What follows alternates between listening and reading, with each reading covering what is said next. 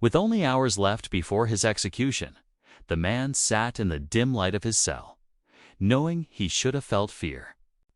But instead, he felt something stranger. A quiet, aching longing for the one companion who had never abandoned him. Lucas Hale was scheduled to die at sunrise, but his final request wasn't for food or a priest or a last phone call. He only wanted to see his dog, Ranger, one last time.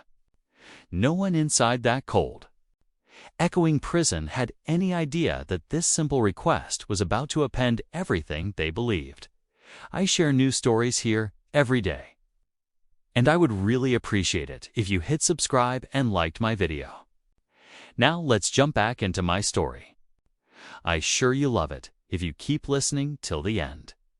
The prison felt heavier that morning, as if the walls themselves were waiting for something to happen.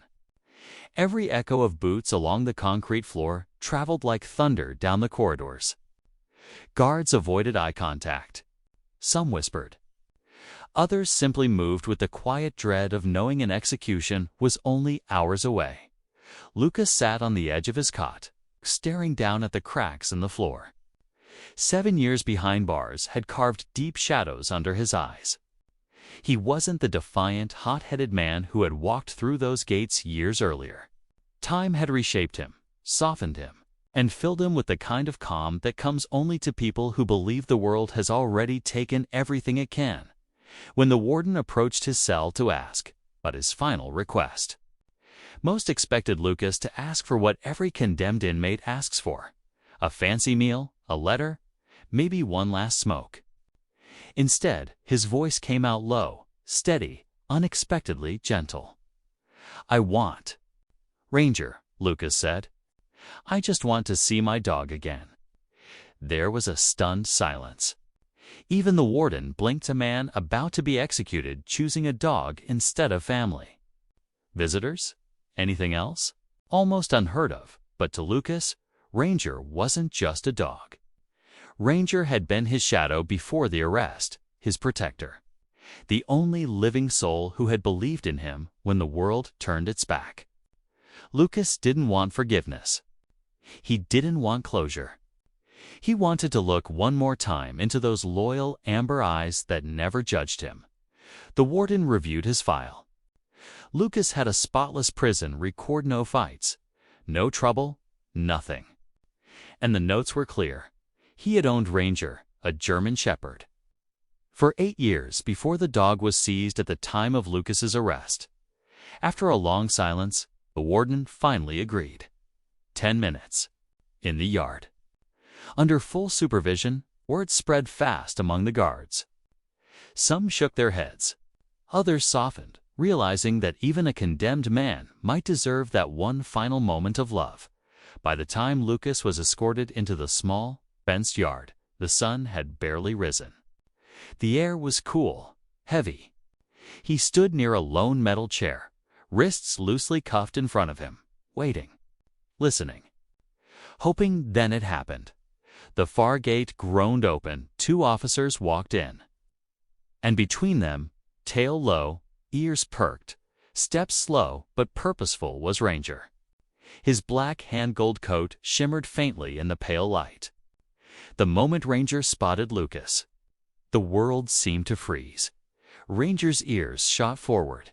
His tail began to wag, then faster and faster. Lucas felt his breath catch in his throat. 7 long years had passed. Yet Ranger recognized him instantly, with a nod from the warden. The officers loosened the leash. Ranger bolted. Lucas dropped to his knees just as the dog crashed into him, burying his face into Lucas's chest, releasing a long, trembling whine, half joy, half heartbreak. For a moment, the prison disappeared. No fences, no countdown, no death sentence. Just a man and his loyal companion, reunited at the edge of the end. But only seconds later, Ranger's body stiffened. His growl rumbled low. His eyes locked on someone standing behind. Lucas. Someone Ranger clearly recognized, and feared. Officer Crowley. And in that instant, Lucas understood This meeting wasn't just a goodbye, it was the beginning of something much, much darker. Ranger's growl deepened, vibrating through Lucas's chest like a warning bell that only the guilty could hear. The dog's stance had shifted, shoulders squared, tail straight, fur slightly raised along his spine. Lucas recognized the posture instantly. It was Ranger's danger alert stance. He had seen it only a handful of times in the past. And every time, Ranger had been right. Officer Crowley stood several feet away, stiff as a steel beam. His jaw twitched, eyes narrowing, but he didn't move. He didn't blink either. He simply stared at Lucas and Ranger with a strange mixture of irritation and something else, something darker. Officer Benton, watching from the side, frowned. "That's not normal," he muttered to another guard. "Ranger's trained. He doesn't react without a reason." Lucas kept one hand gently on Ranger's back, feeling the dog trembling not with fear, but with barely contained fury. "Easy, boy," Lucas whispered. "It's okay." But Ranger's instincts said otherwise. The dog's eyes remained locked on Crowley. His teeth flashed, a soft snarl curling from deep in his chest. His entire body pointed toward the officer as though he were preparing to pounce. Some guards backed away nervously.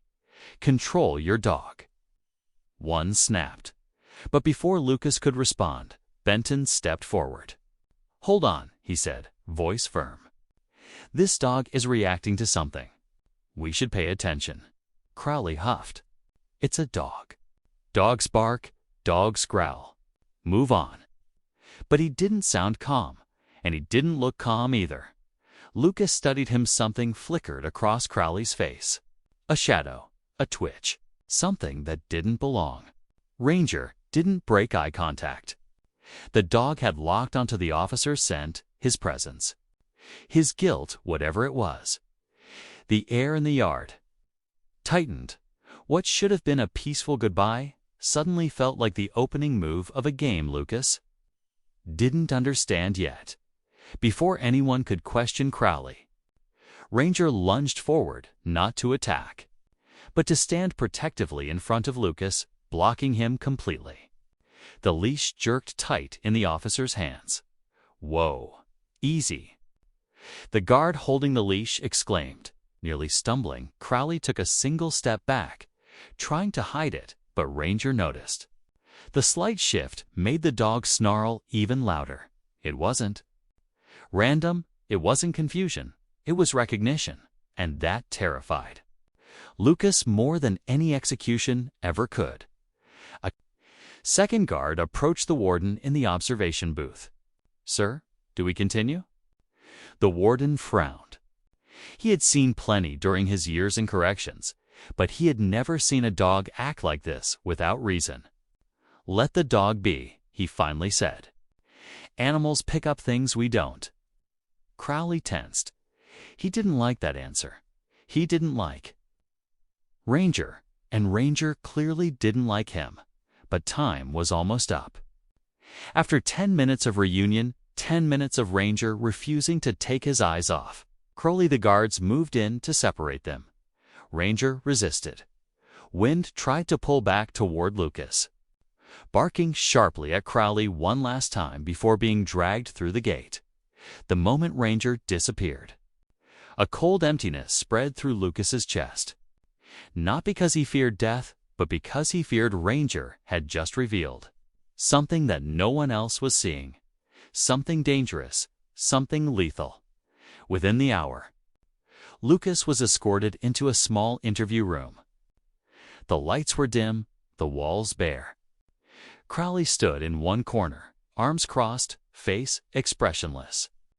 Officer Benton stood beside the warden, who watched Lucas carefully. The warden cleared his throat.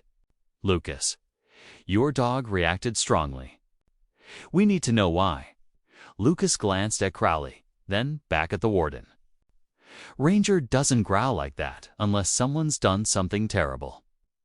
Benton stepped forward. "Crowley, were you on duty the night Lucas was arrested?" Crowley stiffened. "No, off duty." not involved. His voice cracked. Benton caught it. The warden raised an eyebrow. Is that so? Ranger's reaction had lit a flame of suspicion. And now? The truth was smoldering just beneath the surface. Something had happened that night. Something Lucas had never been told. Something Ranger had never forgotten. The room fell so silent that Lucas could hear the faint buzz of the fluorescent light above him. Officer Crowley stood rigid, every muscle locked. Eyes pinned to the floor as though looking anywhere else would reveal too much. Officer Benton watched him closely, arms crossed, sensing the shift in the air. The kind of shift that happens when truth starts clawing its way out of the dark. Lucas leaned back in his chair, wrists cuffed lightly, but his mind was racing. Ranger's reaction wasn't coincidence. That dog had never misjudged anyone, not once in all the years Lucas had raised him. Ranger trusted carefully, instinctively. And today, he had recognized something in Crowley. Something from the past. The warden cleared his throat again. Officer Crowley, we're asking a simple question. Were you, or were you not, at the scene the night Lucas Hale was arrested? Crowley kept his jaw clenched. No, he said flatly. I told you already. I was off duty. Off duty doesn't mean you weren't there. Benton replied sharply. Crowley's eyes flicked upward with a flash of anger before returning to the floor. Lucas could feel it now. There was something Crowley desperately didn't want revealed. Before anyone else could speak, a loud knock sounded on the door. Another officer entered nervous. Holding a thin folder, sir, he said to the warden. You need to see this. The warden took the folder, opened it, and his eyes narrowed. New testimony. From who? A civilian witness, the officer said. Someone who lived across the street at the time. They finally came forward. Crowley stiffened like someone had just placed a knife at his throat. Lucas leaned forward. Benton's eyes sharpened. What does it say? Benton asked. The warden flipped a page, reading slowly. Witness confirms they saw a man, matching Crowley's description, leaving Lucas Hale's house minutes before the police arrived. Lucas felt his stomach twist. Crowley's breathing grew louder. This is ridiculous, he snapped, finally looking up. People remember wrong. People lie. That was years ago. But Ranger didn't, Lucas said quietly. Crowley's face drained of color. Benton stepped toward him. If you were there, Crowley, it changes everything. Why didn't you report your presence? Why wasn't it in the official documentation? Crowley shook his head sharply. I wasn't there. Ranger's growl from the yard echoed in Lucas's memory. The stiffened body, the snarl, the unmistakable instinct. He was, Lucas said softly. Ranger knew it. Dogs never forget scent. Crowley slammed a fist onto the table. Dogs don't know anything. Benton narrowed his eyes. But you do. The warden watched Crowley quietly, letting the silence stretch. Letting the pressure climb. Crowley cracked just a little. But enough. A bead of sweat ran down his temple. Lucas felt his heartbeat quicken. What were you doing at my house that night? Crowley glared at him, but behind the stare was panic. I told you I wasn't. He stopped mid-sentence. Because Ranger barked from the hallway. Sharp, loud, brutal. The sudden noise made everyone in the room flinch. Another officer opened the door, struggling to hold Ranger's leash. The dog had dragged 2 guards down the hallway. He was desperate, frantic, lunging toward the room where Crowley stood. Sorry. Sir, he slipped past us. We can't calm him, the officer stammered. The moment Ranger's eyes landed on Crowley, the dog erupted, snarling, teeth bared, pulling with every ounce of strength in his body. Lucas stood. Ranger, stop. But the dog didn't stop. He wasn't acting wild. He was acting certain of danger. certain of truth. Crowley stumbled backward, fear slicing across his face. "Get that dog away from me." But Ranger lunged again, dragging the guards a full step forward. The warden raised a hand. "Let him get closer." The officers hesitated but obeyed. Ranger locked onto Crowley, growling so deep it rattled the walls. And in that moment, everyone saw it. Crowley wasn't afraid of being bitten. He was afraid of being recognized by the one creature who could not be lied. Two Bentons stepped forward. "Warden, I think this proves we need to reopen Lucas Hale's case." Crowley's expression shattered, and the room exploded with tension as Ranger prepared to expose everything that had been hidden for 7 long years. Asterisk. Crowley's face twisted as Ranger lunged again, the dog's paws scraping against the concrete floor as he fought against the guard's hold. The air in the interview room had thickened, heavy with truth pressing to burst free. Officer Benton stepped closer, not taking his eyes off Crowley. "Why is he reacting like this?" Benton asked quietly. "Animals don't fake fear. They don't fake recognition." Crowley swallowed, throat tight. "He's just an aggressive dog." Lucas shook his head. "Ranger isn't aggressive. He's a trained service dog. He only reacts when he senses danger or guilt." The warden tapped the file in his hand, eyes sharp with suspicion. "Officer Crowley, witness's testimony places someone matching your description leaving Lucas's house minutes before the police arrived. If this is incorrect, you will have every opportunity to deny it. But if it's true..." Ranger barked sharply, once, loud and final. Crowley flinched. That was all it took. Benton stepped forward. "Sir, permission to detain Officer Crowley for questioning." Crowley's eyes widened. "What? You can't." The warden lifted a hand. "Officer Crowley, you are temporarily relieved of duty pending further investigation." "No." Crowley shouted, stepping back. "You have no proof."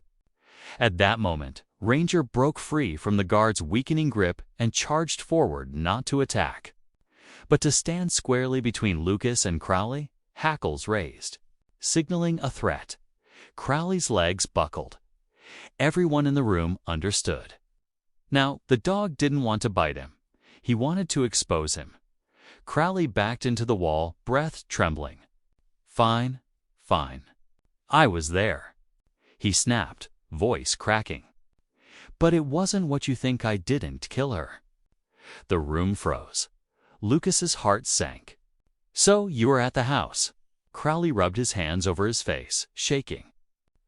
She wasn't supposed to be home. I only went to steal the jewelry. Just the jewelry. But she walked in, she screamed. I panicked."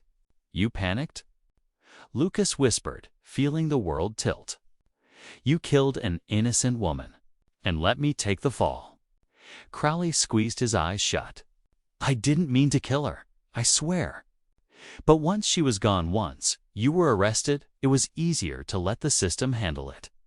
The warden's voice darkened. "You planted evidence. You suppressed your presence. You allowed another man to face death for your crime." Crowley opened his mouth to argue, but Ranger growled slow, deep. Certain, Benton grabbed Crowley's arms and shoved him against the wall. "You're done." As he cuffed Crowley, the warden turned to Lucas, his expression transforming from stern to solemn. "Lucas, given this confession, we have enough to halt the execution immediately.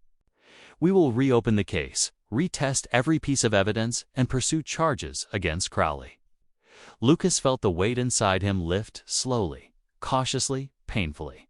It wasn't freedom yet, but it was hope. A kind of hope he hadn't felt in 7 years. Ranger pressed against Lucas's legs, whimpering softly. Lucas knelt and hugged the dog tightly, whispering into his fur, "You saved me, boy, like you always do." Weeks passed. The fingerprints matched Crowley. The timeline aligned. Evidence previously overlooked revealed the truth. Lucas's conviction was overturned. Crowley was charged with murder, and the gates of the prison, once the end of Lucas's life, opened wide. Ranger bounded ahead, tail wagging wildly as Lucas stepped into the sunlight for the first time as a free man. Lucas kneeled, burying his face in Ranger's neck. "We made it, Ranger," he whispered. "You never forgot. You never gave up." In that moment, Lucas understood something profound. If this story touched your heart, please like, share, and subscribe for more incredible tales of loyalty, courage, and second chances.